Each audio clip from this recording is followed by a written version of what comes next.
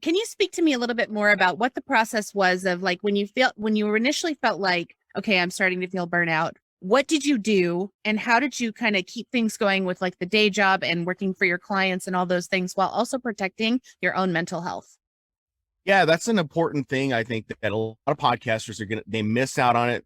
This episode, I think, people are gonna look at it and they're gonna go, oh, I don't need to learn about that.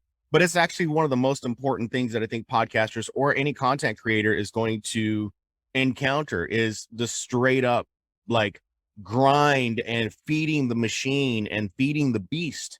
And it needs to really be looked at because it can really cause a lot of physical and mental damage to you. And me being someone who in the past used to do things at the extreme and it'd be like, it's going to be okay.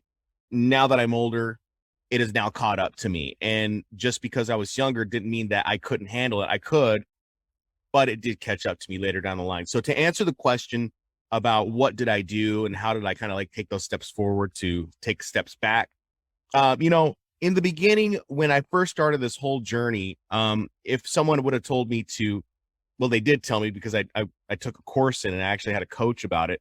They said, set up the elements of your business to where the moments in which you get burned out can kind of just run on their own and you can acquire leads, you can build, whatever content that you need.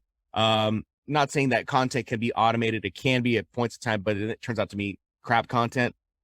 But just setting up those initial pieces, my business, setting up my email list. I'm sure, you've talked about email lists on this podcast before, and the importance of having an email list and harvesting those leads. So in my mind, my coach had told me, you need to put this into your head.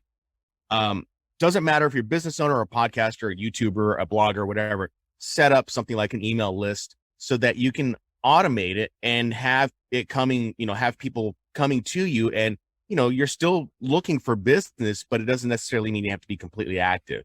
So for me, that's what ended up happening. I had an email list. It's still constantly growing every single day. It grows every single day.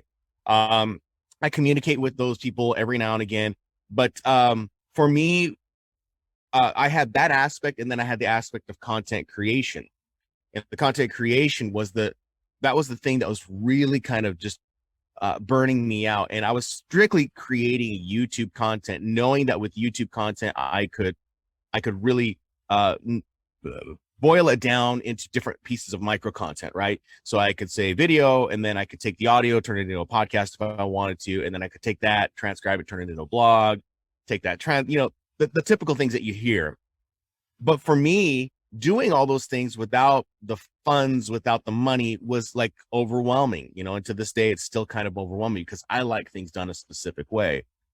And so, I ended up kind of just taking a step back because the content creation became so overblown. It became so, hefty on my end. And I was like, I can't do this. And I'm creating more content that is bad than I'm creating content that is good. And I think that's important. It's like watching your favorite TV show. Its first season would be awesome. And then they go to the second season. It's awesome. Then by the time you're hoping if they get to season 5, it's still a great show. But you've seen some shows where by the time you get to season 4, they just really are not that good because it's like they're just really trying to reach for too much.